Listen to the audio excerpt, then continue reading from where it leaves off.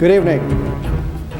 For the last 5 years, Don Schmidt, my partner, and I have been looking into the reports of a crashed flying saucer outside of Roswell, New Mexico. We started this thinking that we would go down to Roswell, New Mexico, we would spend 2 or 3 days down there, we would find an explanation for the crash, and we would come home. I mean, flying saucers don't crash. Alien bodies aren't recovered by the military and the government. There are no hidden bodies, there are no crashed saucers. The stories of Hangar 18 at Wright-Patterson Air Force Base are all hoaxes. We knew this going into it. But it was a story that seemed to keep coming back. There had been a book written about it in the early 1980s. There were magazine articles about it. It seemed to be the focus of quite a bit of material. So we wanted to take a quick look at this. We would find the mundane explanation, as we did for lots of other sightings, and we would move on.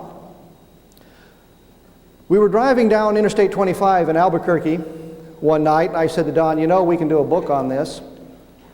We'd spent a great deal of time researching Roswell, and we suddenly realized that there was much more to the story than we had been led to believe. So we decided that we would do a book. We decided we would spend a little bit more time and effort in trying to learn what happened at Roswell. July of 1947, June of 1947, quite a bit of material is going on. A lot of UFO sightings, a lot of people seeing things. On June 24th, Kenneth Arnold reported that he'd seen a crescent-shaped object over Mount Rainier, 9 of them in formation, moving with a motion like saucer skipping across a pond, hence the term flying saucer. Arnold's sighting was extremely important because of the shape of the object he saw. In the original report, he talked about something that was heel-shaped. Later, he talked about a crescent-shaped object. Not a flying disc, not a flying saucer, not a dome disc, not the conventional flying saucer, something else. That sighting, that report would become significant 2 weeks later. But in July of 1947, people are seeing lots of things in the sky. One report talked of something that looked like a light bulb, a boomerang-shaped object, or a flying disc. Something that was obviously not made on this planet, something that belonged elsewhere. In 1965, Rex Heflin, road engineer in California, saw an object outside the cab of his truck and managed to take a number of photographs of it. Classic flying saucer, daylight disc. The military investigated and decided what Rex Heflin saw was a small suspended model. They based this on what they claimed was internal inconsistencies. It seemed that they were talking about internal inconsistencies in the photograph, something that was wrong with that picture that when you examined it microscopically would suggest it was a small model. It turns out by reading the Project Blue Book files, we learned that what he was talking about were internal inconsistencies in Heflin's story. He claimed that officers from NORAD came and took the negatives of his photos away from him. The Air Force knew that NORAD wouldn't be investigating flying saucer reports, therefore it's an internal inconsistency. Doesn't mean Heflin's lying, it means somebody misidentified themselves and took his pictures. But the Air Force used that as an excuse for debunking the photograph. We can't have a real flying saucer. In August of 1950, Nick Mariana, the manager of the Great Falls, Montana minor league baseball team, saw 2 objects in the sky. Unfortunately, you can't get a good look at them. They're just points of light. The arrows point to them.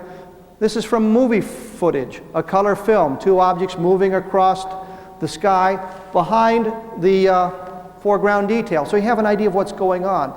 The military investigated. A great deal of time and effort was spent investigating this case, and they determined that what you see are the reflections off the fuselage of 2 fighter planes.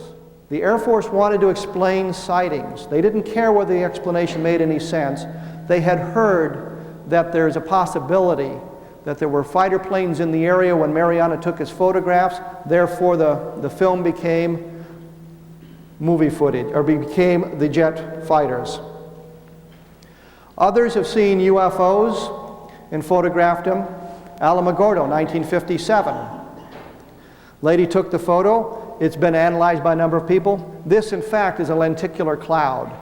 What fooled people was the fact that it looks like there's a contrail behind the object, and this cloud is much brighter than the cloud seen higher in the sky. It's an optical illusion. I think almost everybody accepts this as a lenticular cloud. So what we're learning is there are objects that are hard to explain, impossible to explain in conventional terms. Then there are other things that are very easily explained, but we see them under unusual circumstances, and that suggests to us that there's something going on unusual, even though it's a very mundane.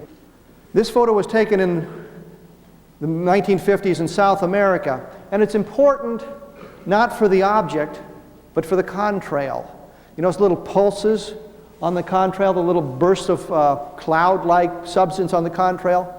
Well, if you take a look at our current technology, we're beginning to develop what they call an external combustion engine. And what is significant about this is the contrails of those engines show little puffs of clouds along the contrail, like little dumbbell shapes. So what we have here is something flying over South America in the 1950s that our technology didn't have, but we're beginning to develop it. It's suggestive of something going on. But in July of 1947, we didn't have a clue as what was going on. This is a page, and unfortunately it doesn't show up as well as it could, from the Project Blue Book files for July of 1947. What you see here is a listing of all the sightings reported to Project Blue Book, actually at that time there was no Project Blue Book, it's the forerunner of it, but this is the information put together from the official investigation. If you look down the one side, you'll see there's no reference to Roswell. There's a Shreveport, Louisiana hoax, a flying disc supposedly crashed in Shreveport, Louisiana. It's on there. Balloon explanations are on there. Meteors are on there. The identified cases are on there. Roswell is missing, and that becomes highly significant. Roswell is reported in the newspapers throughout the country on the 8th and 9th of July 1947, and yet the Air Force in its investigation somehow missed this case. But in July of 1947, they don't know what's going on. They have the Kenneth Arnold sighting, which has gotten national publicity through the radio and the television. Now on the July 4th weekend, one of the few three-day weekends they have in that era, July 4th falling on a Friday, the military has set up a program to hunt for the flying discs. Aircraft are on standby in Oregon. They're on standby in Washington, in California. There's airborne searches going on, aircraft actually up looking for them. Aircraft equipped with gun cameras so they can photograph these things. The Army doesn't know what's going on. They're trying to find an answer. And that's the key to this whole thing. They're trying to find out what's going on. As you can see, it was nothing hidden by the military. They're looking. Military planes seek discs in the west. This is where a lot of the sightings were going on. Oregon, Washington, California, Idaho, this area. That's where the airplanes are up looking for what's going on. They're on standby as far south as Muroc Army Airfield, later Edwards Air Force Base outside Los Angeles. But the entire west coast, they're searching for the flying discs. They have no luck. They can't find them. The flying discs fool them, don't show up in the northwest at that time frame. Other explanations are proposed. What's going on? Scientists hint discs are used in atomic research. So he's got a theory that there's some kind of classified project going on, and if we knew what that project was, we would have the explanation for the flying saucers. Other scientists in the same article quoted saying, well, they're not being used in atomic research. This guy is all wet. So we have the scientific community offering an explanation. Other scientists in the community saying that's not what's going on. Military offering an explanation. They don't know what's happening. The extraterrestrial explanation pops up. Now, some of the skeptics will tell you that in July of 1947, no one was talking about flying saucers being extraterrestrial. And yet here from a newspaper, they're talking about the possibility of the visitors coming from Venus. Now, we all know from the probes that have been launched that Venus is way too hot. We know that Mars is way too cold. We know that there is no indigenous life on Mars at the present time. There's no indigenous life on Venus. If we're dealing with an extraterrestrial explanation, clearly that explanation originates outside our solar system. They're from another planet, from another star system. And when they fail to explain them one way, they make it up. This also is key. General Roger Ramey, commander of the 8th Air Force, in July of 1947, is on a radio station in El Paso, Texas, and he points out flying discs are seen all over the country except in Kansas, which is a dry state. The implication being, if you see flying saucers, you're drunk. You're crazy. You don't know what you're talking about. And the funny thing about this, there's at least 10 good sightings that came from Kansas in July of 1947. But the answers all came about on July 4th, 1947, a little town called Roswell, New Mexico, home of the 509th Bomb Group, the only nuclear strike force in the world at the time. Roswell, New Mexico. Jim Ragsdale, first-hand witness. This story now begins like every science fiction movie you have ever seen. Jim Ragsdale and his girlfriend, she's married, he's not, are out in the desert where they're not supposed to be. They've been drinking, having a good time. Something roars overhead, bright white light, like an arc welder's light, roars overhead, crashes to the ground about a mile from where they are. Naturally, they go over to check it out. They've got a flashlight with weak batteries in it. They see something stuck in the ground at the base of this cliff, but they don't go down near it because they've been drinking. They're not supposed to be there. They figure there's no movement. They'll wait till morning. They retreat to their camp. The next morning, as the sun comes up, Ragsdale and his friend drive back to that area. They see the craft, sort of a crescent-shaped object, heel-shaped, not a classic flying saucer, stuck into the side of the cliff, about a 35, 40-degree angle. There's some little bodies laying outside of it. Ragsdale doesn't get close enough to look at them. He thinks they're dummies. They don't look right. They're not big enough to be humans. He thinks it's some kind of experiment. There's metallic debris laying around. He's picking it up, throwing it into the Jeep, because they're going to save some of that.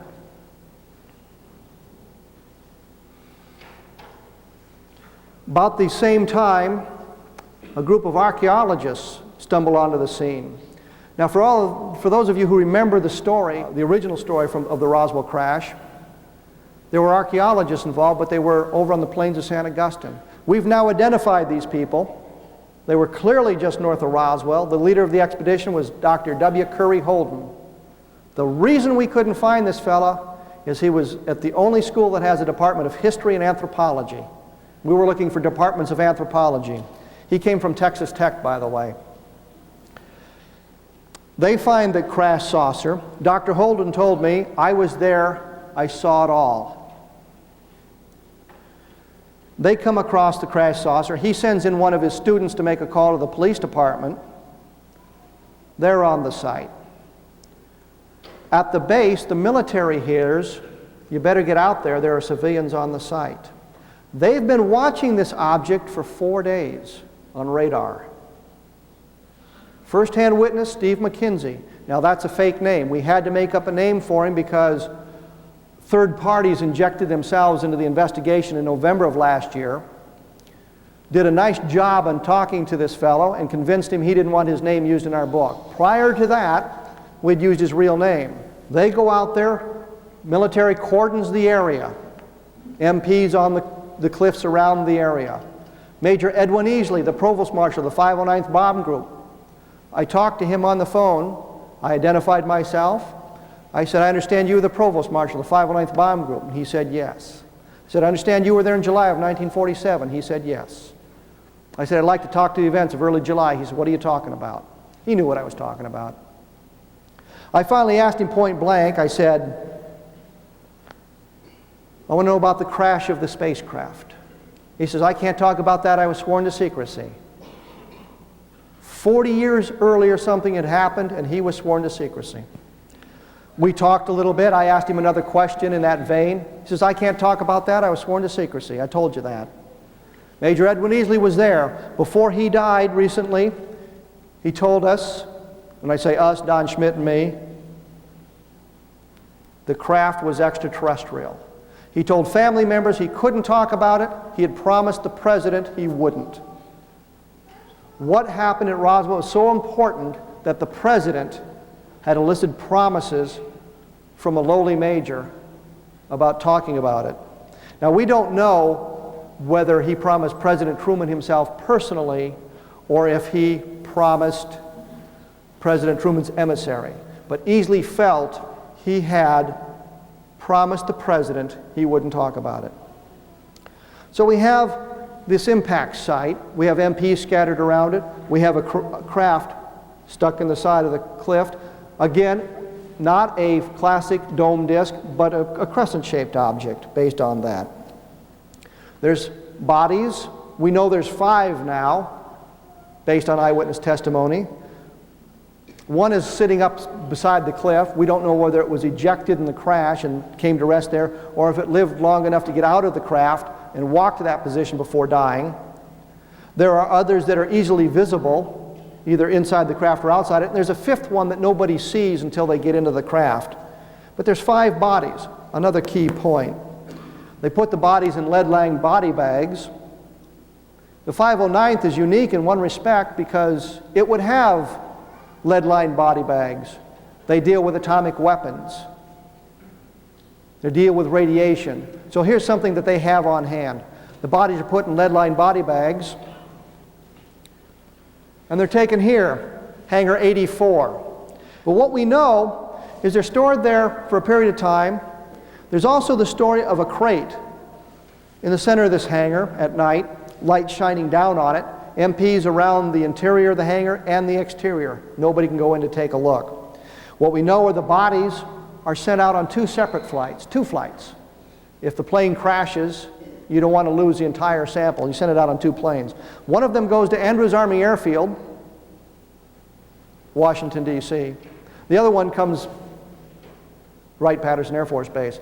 Actually, Wright Field and Patterson Field at the time, and the best information is it landed at Patterson Field, but Wright Field for all intents and purposes. The other one eventually gets there as well. So what we have is a story now. The conventional wisdom has always told us the thing crashed on July 2nd. Mac Brazel, a rancher, found it on July 6th, reported to the sheriff, the military went out, and on July 8th everything began, and the story goes on from there. What we now know is the story begins on July 1st. They watch it on radar, on the radar screen on the evening of July 4th, and we know this because of multiple testimonies. The skeptics has always said, well, you know, we've got a field of debris, it could be practically anything, nobody saw it come down. We have witnesses at 5 separate locations that saw the crash. Jim Ragsdale saw it fly overhead. Corporal E.L. Piles was at a satellite facility, and I always hesitate to say satellite facility simply because people think of the artificial satellites orbiting the planet, but what we mean is an ancillary facility to Roswell. He saw the thing come down in flames. William Woody, living south of Roswell, saw it come down. Catholic nuns, Franciscan nuns, recorded the event in their normal logbook. So we know the time, between 11:17 and 11:27 p.m. on the evening of July 4th. In other words, we're not speculating anymore about when the thing crashed. We know when it crashed. Witnesses at 5 separate locations.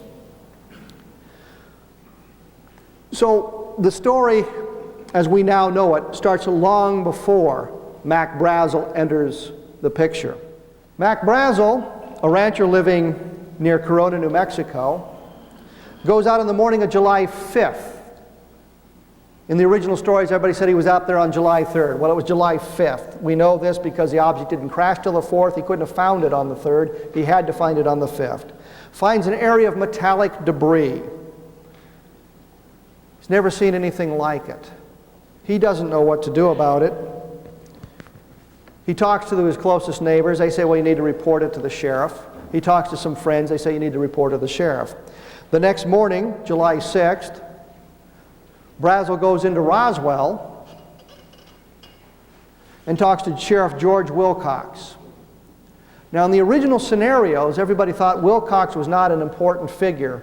He talked to Mac Brazel, suggested that he call the military base, and that's the only role that George Wilcox had.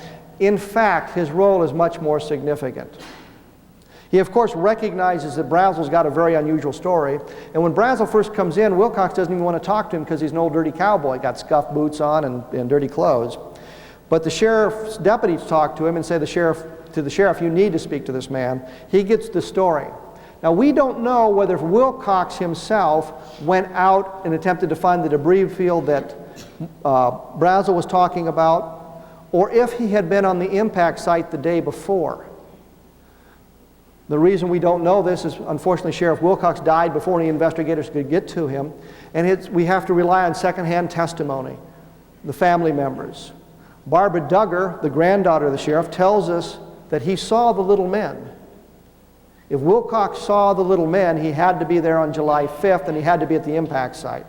There were no little men found up in the debris field. However Wilcox fits in it, he's got a very important role.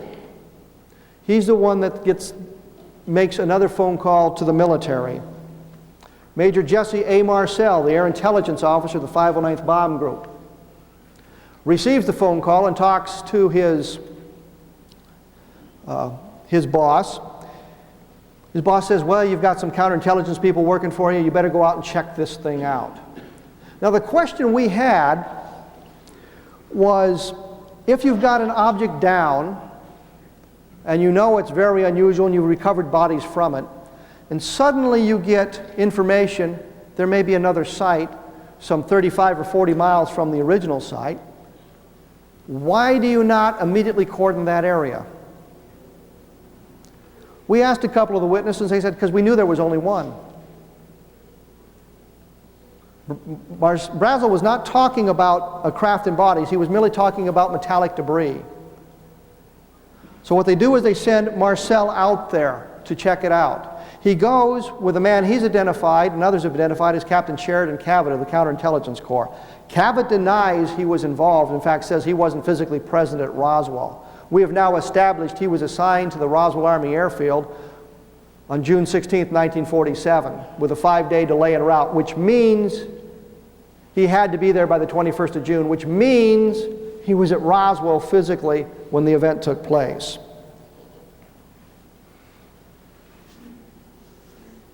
They spend the night in what's called the Hines House. Now it's a storage area for hay, sheep around it. But Marcel has a Geiger counter with him, and what he's done is Brazel has apparently stored a huge piece of debris in the little shed, and he goes out there with his Geiger counter and he finds out there's no radiation. Now, for the physicists in the group, what you realize is we're probably dealing with a craft that does not cross interstellar space. Space is filled with hydrogen. As you move toward relativistic speeds, you are in essence bombarding your spacecraft with hydrogen. You would irradiate your craft. When the craft lands, there would be residue of that radiation on it. And so Marcel's Geiger counter should have picked up some form of radiation. That's assuming they don't have another means of travel we're not familiar with. At any rate, Marcel finds no radiation on this chunk of debris. The next morning, according to Marcel, Brazel shows up with a couple of horses. Marcel can't ride, so what he does is suggest to Cavett, who's a good West Texas boy, that he and Brazel ride out and he'll follow along in the Jeep. And they go to this area on the ranch, the debris field. It's an area about 3/4 of a mile long, 200 to 300 yards wide, filled with metallic debris. Marcel describes it, as have others, as a lead foil so thin that it was as thin as newsprint, but you couldn't dent it with a sledgehammer. A lead foil that when you wadded it up into a ball, it would unfold itself and there'd be no sign of a crease. There was some string-like material, although Marcel didn't really talk about this. Others have talked about the string-like material. You show a light in one end and it'd come out the other. Clearly it's fiber optics. So this field is filled with metallic debris. There's a gouge down it, and there's metallic debris. Now, we've spared no expense to show you what this looked like. This is from the set of the movie Roswell. We brought in high-paid art directors and special effects operators to produce the debris field as it probably looked. But make no mistake, this is a recreation. Down the center of it is a gouge. Narrow, wide, narrow. Debris scattered out from the gouge. a little bit of charring in the large area. Again, remember, this is from the movie set. This is not an actual photograph of the debris field. Marcel gathers up some of the debris once he gets there. Cavett gathers up. They walk the field. They look at it. They bring some of the big pieces in toward the center. They fill up the Jeep carryall that Cavett had driven out. They filled up the car that Marcel brought out. Brazel goes back to work. They spend all day out there checking the whole thing. Now, when we started the investigation, I was wondering, well, how could they spend all day out there? It's not that large of an area, but now having walked it, we realize how difficult it is to get around on the terrain, and that you're looking for little bits and pieces that may be scattered amongst the roots of the yucca plants and that sort of thing. So they spent all day out there trying to figure out what was going on. They go home, or rather Marcel sends Cavett home. Then he goes home late that night. He stops at his house because he's so impressed with this debris, he wants the family to see it. This is Jesse Marcel Jr. standing on the movie set. Jesse Marcel had an opportunity to see the debris. Marcel brings it into the house. He wakes up his son and his wife. They see the various items of debris.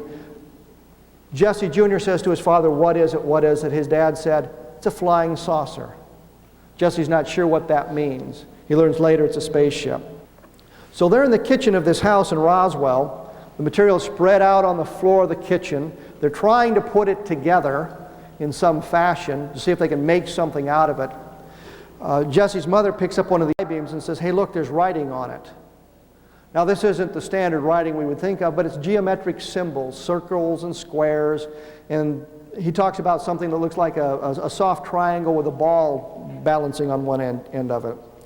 So it's strange symbology. It's clearly not scientific notation. It's not the Greek alphabet. It's nothing written in German or French or any language that Jesse Jr. may not have recognized. Clearly, it's something foreign. It's a bright purplish writing as well. They can't determine what it is, so they put all the stuff back in the box, and Marcel heads back out to the base to report to his boss, Colonel William Blanchard. Blanchard goes on to become a 4-star general. He's the assistant chief of staff when he dies of a heart attack in the Pentagon. So here's a man not prone to make mistakes.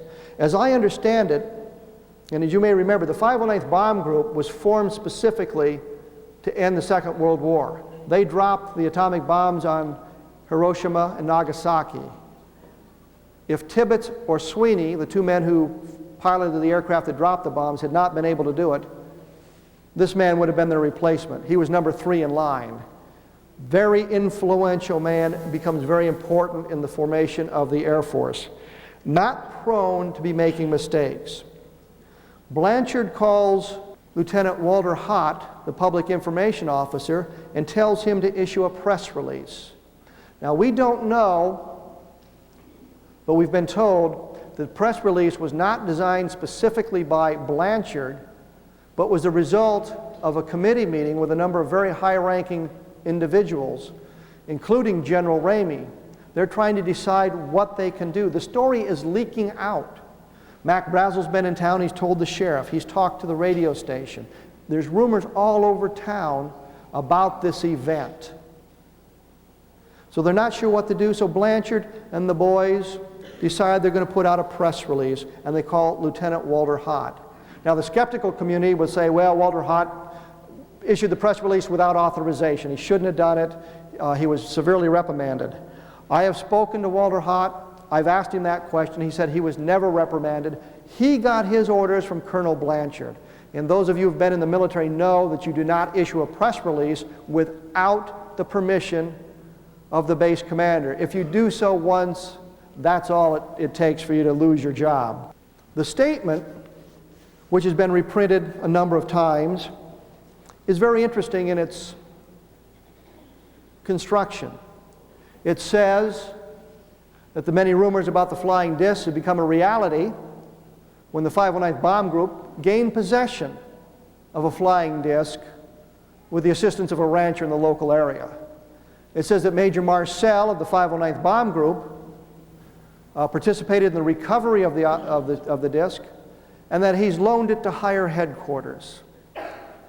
Now, I've seen some statements made recently about this idea, Marcel loaning the flying disc to higher headquarters. By talking to Walter Haut, we've been able to resolve that issue. What Walter Haut says, the original press release said that it was flown by Major Marcel to higher headquarters.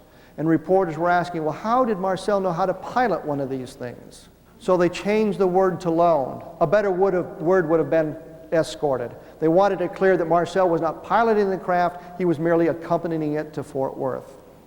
So that kind of argument is gone. Marcel gets to Fort Worth. He's got a little bit of the debris with him. He takes it to General Ramey's office. He shows it to Ramey. It's on Ramey's desk. Ramey says, I want to see exactly where you found this. They go to the map room. When they come back, the debris is gone, replaced with this. This is the remains of a raw wind target balloon. There is no question that this is not the debris that Marcel brought from Fort Worth. When he was questioned about that later on by reporter Johnny Mann from a New Orleans radio station or television station, he wanted to know if the pictures here were of the real debris. And Marcel said, no, those pictures were staged in General Ramey's office. So we have a statement attributed to Marcel telling us this is not the real debris. Reporter J. Bond Johnson from the Fort Worth Star-Telegram gets word that the debris is coming to General Ramey's office and he's to go out there. He says when he got to the base, normally he would go to the PIO's office, but he was told to report to General Ramey's office. He gets into Ramey's office, he sees Ramey with the weather balloon, same debris in the photograph with Marcel, and he takes a photograph. He also brings in Colonel Thomas J. Dubose, later Brigadier General. Thomas Dubose is the man sitting down in the chair. Ramey is crouched by the debris. Dubose tells us in a videotaped interview that the weather balloon was a story created to get the press off General Ramey's back. It's a cover story. That becomes a key point. It's a cover story. Johnson takes a number of pictures of Ramey and Dubose, and then he leaves the office. The story has now gone national. Walter Haut issued his press release. The story was put on the AP Wire. Everybody's picked it up. All kinds of queries coming to Roswell. The only man named in the press release, Major Marcel, is in Fort Worth, so the reporters can't find him. They can call the Chaves County Sheriff's Office, which is identified, but the sheriff's been told not to talk to anybody. The first press releases don't contain Brazel's name, so all they can do is try to call and talk to Major Marcel, yet he's in Fort Worth. Ramey brings in more members of the press. He calls over to the weather office, and he says, or he actually has someone else call the weather office and say to Irving Newton, I want you to come over here. Newton says, I can't, I'm the only one here. Ramey comes on the phone and tells him, get your ass over here now. Take the first car that has the keys in it, but get here. In other words, Ramey is telling this man to steal a car to get over there. When he arrives at the office, a colonel meets him and says, some officers from Roswell brought in some debris. The general thinks it's a weather balloon. He wants you to identify it. Now, the wording is critical. What the colonel's telling Newton is, the general thinks it's a weather balloon. He wants you to identify it. He's not telling Newton to identify it as a weather balloon. He's saying the general thinks it is. But when he walks in, he sees this debris, and he says it clearly was a raw wind target balloon in a very degenerated state. He said he'd launched hundreds of them during the invasion of Okinawa. He knew what these balloons looked like. So he identifies it. The press is there. They ask some questions. Now, he says there was a major there, and we assume it's Marcel, but we don't know. There was another major there, Major Charles Cashin, who Newton doesn't know, but it's a Fort Worth public information officer. And this public information officer is asking him questions like, well, what about this piece here? Was this part of the construction of a balloon? And what we think happened is, some people think that was Major Marcel, but Marcel has clearly said at other times he was not allowed to answer any reporters' questions. He had to keep his mouth shut. There's a major talking to him, but the major may not have been Marcel. So Newton identifies it as a weather balloon. The reporters are convinced. They go home and write their stories. What we think has happened here is Gene Campbell Actually, Sherman Campbell from Circleville, Ohio, finds a device on his farm early in July. On July 5th, this appears in the newspapers. That's Jean Campbell. It's misidentified as Campbell's wife. It's in fact his daughter. And she's holding a Rodwin target balloon. She tells us that this balloon remained at their house or in their barn for years after the event. The sheriff knew it was a balloon when Sherman Campbell took it in. It was displayed in the newspaper office. The military did not at any time come into this thing. They did not fly it around the country. We think this may have suggested one of the answers to the military. We got a flying disc. Here's a story everybody bought. Let's just have another one of these, another weather balloon. The FBI comes into the picture. They're calling out to the Fort Worth Army Airfield. The blacked out name is Major Curtin, K-I-R-T-O-N. In the FBI document it says C-U-R-T-A-N, but his name is pronounced Curtin, but it's K-I-R-T-O-N. Major Curtin tells the FBI that what it is a weather balloon. But you can see from this, the skeptics make much of this and they say, well, you guys believing in Roswell, you never published the entire FBI statement which says it's a balloon. Well, there's the entire FBI statement. But it says something here that's critical. It says that they've been told it's a weather balloon, and it resembles a high-altitude balloon with a radar reflector, but the telephonic conversation between the office, their office, and Wright Field had not borne out this belief. In other words, the FBI is telling us that they've talked to Major Curtin, and he says it's a balloon, and they've talked to Wright Field, but Wright Field's telling them something different. It's not one of these balloons. But they go on to say that it's being sent to Wright Field for study. General Ramey, in his office, after it's identified by Irving Newton, say, cancel the special flight to Wright Field. Well, clearly the special flight was never canceled. Now, in the earliest versions of this story, much is made of Huey Green. He was a Royal Air Force officer traveling across the United States, and he heard a news report about this crash in Roswell. This makes him some kind of a first-hand witness, I suppose. And what I plan to do is turn you all into first-hand witnesses to part of the story. Because going back through the news broadcast, we were able to find one of the news stories that aired in the radio. So you all will hear one of the news reports, maybe the one that Huey Green himself heard back in July of 1947. If we can have the news report, please. Headline edition, July 8, 1947.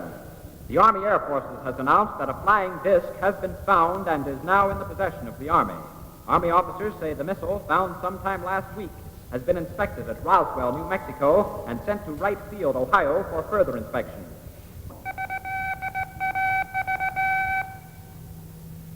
The American Broadcasting Company and affiliated stations present Headline Edition with Taylor Grant. From all over the world, wherever the day's headlines are made, Headline Edition brings you accurate, timely reports on the news behind those headlines, plus informative in-person interviews with the men and women who made the headlines today. Today's edition presents a roundup of the latest developments in the finding of a flying disc. An eyewitness report of today's... Now, here's Taylor Grant. Late this afternoon, a bulletin from New Mexico suggested that the widely publicized mystery of the flying saucers may soon be solved. Army Air Force officers reported that one of the strange discs had been found and inspected sometime last week. Our correspondents in Los Angeles and Chicago have been in contact with Army officials endeavoring to obtain all possible late information. Joe Wilson reports to us now from Chicago. The Army may be getting to the bottom of all this talk about the so-called flying saucers. As a matter of fact, the 509th Atomic Bomb Group headquarters at Roswell, New Mexico, reports that it has received one of the discs which landed on a ranch outside Roswell. The disc landed at a ranch at Corona, New Mexico, and the rancher turned it over to the Air Force. Rancher W.W. Brazil was the man who discovered the saucer. Colonel William Blanchard of the Roswell Air Base refuses to give details of what the flying disc looks like. In Fort Worth, Texas, where the object was first sent, Brigadier General Roger Ramey says that it is being shipped by air to the AAF Research Center at Wright Field, Ohio. A few moments ago, I talked to officials at Wright Field, and they declared that they expect the so-called flying saucer to be delivered there, but that it hasn't arrived as yet. In the meantime, General Ramey describes the object as being of flimsy construction, almost like a box kite. He says that it was so battered that he was unable to determine whether it had a disc form, and he does not indicate its size. Ramey says that so far as can be determined, no one saw the object in the air, and he describes it as being made of some sort of tinfoil. Other Army officials say that further information indicates that the object had a diameter of about 20 to 25 feet, and that nothing in the apparent construction indicated any capacity for speed, and that there was no evidence of a power plant. The disc also appeared too flimsy to carry a man. Now, What they're doing is talking about a weather balloon. They now want us to believe it's a weather balloon. This is the explanation they're handing out.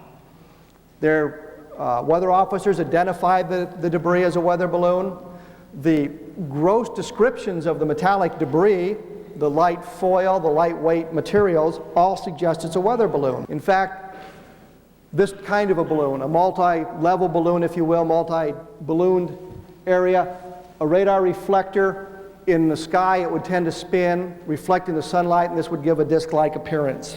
This is what they would want us to believe crashed at Roswell. Nothing strange, nothing that needed to be flown from Roswell to Fort Worth and then on to Wright Field, nothing that shouldn't have been easily identified by Marcel. And if for some reason Marcel was unable to identify it, any of the weather officers stationed at Roswell should have been able to identify it. Or if they couldn't do it, some of the pilots should have identified the material. There's nothing strange about this material. It's not extraordinary in any sense. And yet they fly it to Fort Worth.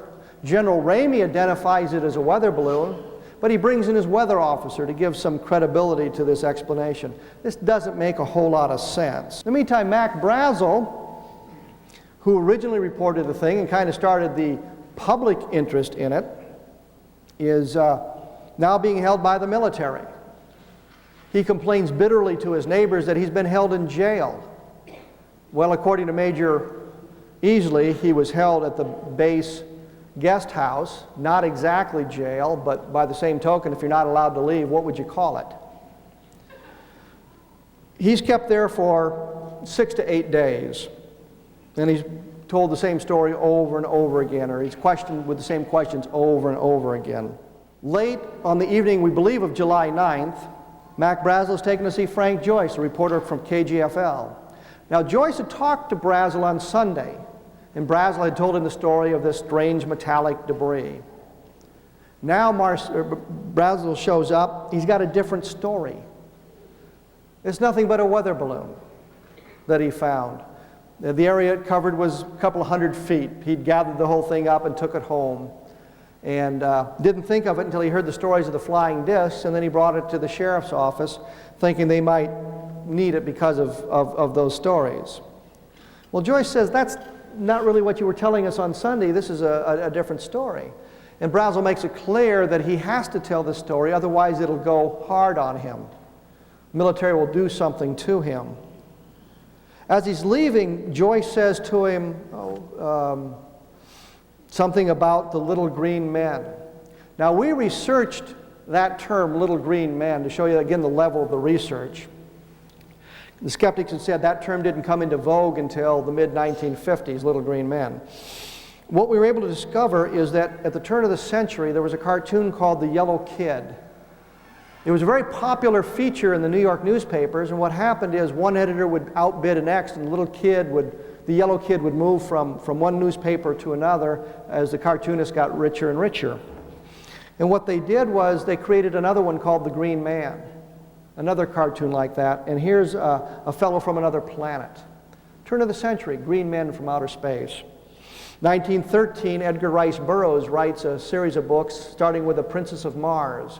And on Mars there's a race of huge green men. But the point is they're aliens from another planet, they're green. Popeye cartoons, 1938. Popeye's fighting Martians, they're green. Dayton Daily News, July 8th, 1947, has got a story about a green man with a big yellow eye in it. So the idea of green men representing people from another planet is something that had been around for a long time. What we believe happened is Joyce really said to Brazel, you talked about green men. The term little came in sometime later, and Joyce is now believes that's what he said. You talked about little green men. But according to Joyce, Brazel turned around and said, well, they're not green. Brazel had seen the bodies. Bodies that we'd talked about firsthand testimony earlier. Bodies that clearly weren't human. Glenn Dennis was a mortician in Roswell in July of 1947. And we've checked the city directory. It says W. Glenn Dennis, mortician. I mean, clearly he's who he says he is. Back in those days, and still today, many small towns, the mortuary also runs the ambulance service. Glenn Dennis got a call that an airman had been injured in Roswell. He took the ambulance down, picked the man up, and took him out to the base. He gets in because, of course, he's an ambulance. He got the airman with him, takes him to the base hospital. As he's entering the hospital, he walks by 3 box-type ambulances, and he sees metallic debris in the back of them. Now, in an aircraft accident, it is not uncommon for them, as they are picking up the bodies, to also throw bits of the debris in the back of the ambulance, given the traumatic nature of the crashes. He sees this metallic debris, including a piece that's canoe-shaped, just the top of a canoe with some strange writing around it. He gets into the base hospital, and he runs into a friend of his, a nurse, and she says, you better get out of here, you're going to get yourself in trouble. Dennis is then met by MPs who throw him out of the hospital. They're escorting him out. An officer says, no, I'm not through with that man, bring him back. He's told that he didn't see anything, nothing happened, there's been no accident, you don't go into town, you don't tell anything, and he's escorted off the base. The next day or a day later, he talks to his nurse friend, and she talks about the most horrible things she'd ever seen. She talks about these bodies that brought in. She sketched for him on a prescription pad what they look like. Unfortunately, Glenn Dennis lost his original drawings, but he was able to reconstruct them. The hand and arm of these beings. On a human, the distance between the wrist and the elbow is about the same as the distance between the shoulder and the elbow. On these, you can see the distance between the shoulder and the elbow is significantly shorter. The fingers are very, very long. They have like little sucker pads on the end of them. Now, the nurse said she saw no opposable thumb.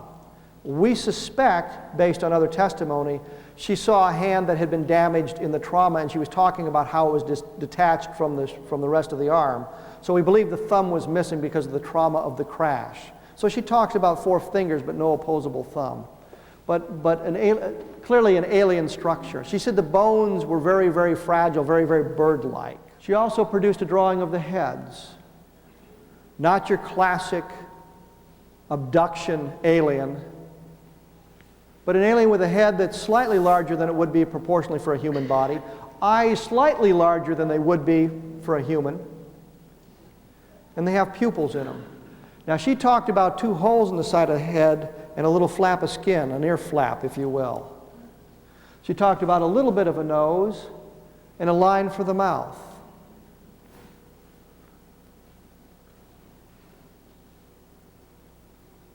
You can see it's just not quite what you expect from the abduction phenomena, just slightly different. But remember, this is secondhand testimony. Glenn Dennis didn't see these aliens. He heard about them from his friend. She drew the drawings for them. He lost the first-hand drawings. He recreated those. So they're filtered through a second party. This is first-hand. This is from somebody who said, this is what I saw on the impact site. We're no longer dealing with the second-hand testimony. You can count all that testimony irrelevant if you want. If I was to go into a court of law, I could present this witness and this testimony. This is direct evidence. You can see they're more human-looking than we've talked about, especially from the abduction phenomenon. The general shape matches what Glenn Dennis showed us. It's not that different. The eyes slightly larger than human eyes, the pupils slightly larger than human pupils. This description also becomes very critical later on. Glenn Dennis, first-hand witness. Not that significantly different, especially when you consider that it's been filtered through another party. This is the old base, part of the old base hospital. Now clearly this building is in very, very poor repair. There was a number of these buildings. Glenn Dennis is in this building, the nurse is in this building. Not necessarily this specific structure, but that gives you an idea of what the base hospital looks like. Now we get to the abduction phenomenon. Most of it, when we talk about, are the grays, big black wraparound eyes. This is the drawing from the Travis Walton case, done by Mike Rogers. Bears something of a resemblance to the beings found dead at Roswell. Notice it's got a slight ear on that. The first-hand drawings we have a slight ear on the lower, on the head. So what we have is a story told to us by about 500 different witnesses. Now, not each one of those knows the entire story. In fact, I don't believe more than one or two of the people we talk to know the entire story, but each one knows a piece of it. We conducted 2,000 interviews with those 500 people to get to the point where we can make the statements we make. We know that a craft from another planet crashed in July of 1947. We know that the impact site was about 35 miles northwest of Roswell, New Mexico. We know the craft was heel-shaped, 15 or 20 feet wide, and 25 to 30 feet long. We know that there were 5 alien bodies, the pilots of the craft killed in the crash. There are stories. For example, George Wilcox's granddaughter, Barbara Duggar, says that she was told one was alive. And she asked her grandmother, well, did Granddaddy help it? And she said she didn't know. Frankie Rowe tells us her father was on the impact site and saw one alive. But this is second-hand testimony. We have no first-hand testimony about that. And the question that is raised in my mind is, what's the big secret of Roswell? Is it possible that somehow one did survive the crash and we inadvertently killed it? Maybe that's the big secret. But the thing you must remember is we have no first-hand testimony to that. That's speculation based on second-hand testimony. What we do know is bodies were recovered. The bodies were taken to Roswell. They were stored there for maybe 12 to 14 hours. They were flown out. They went to Andrews Air Force Base in Washington, D.C., and then on to Ohio. The bodies were seen by the highest-ranking members of our government. They're the ones that put the cover story in place. We know Mac Brazel found the debris field. The debris is very unusual. We've talked to probably 36 people who have handled this debris, and they describe it with the same high level of strangeness. This is military sources. This is civilian sources. We found the archaeologists that legend had it saw the impact of the craft. Dr. W. Curry Holden. His story is corroborated by Dr. C. Bertrand Schultz. And I hate to say it, that story is also corroborated by Dr. Frankfurter. Not my fault, I didn't make up his name. But the point is, that story is corroborated. We have witnesses that were threatened, civilian witnesses. Frankie Rowe tells us because she saw a piece of the debris, the military came to her house and told her never to talk about it. They told her if she did, they'd take her out into the desert and she'd never come back.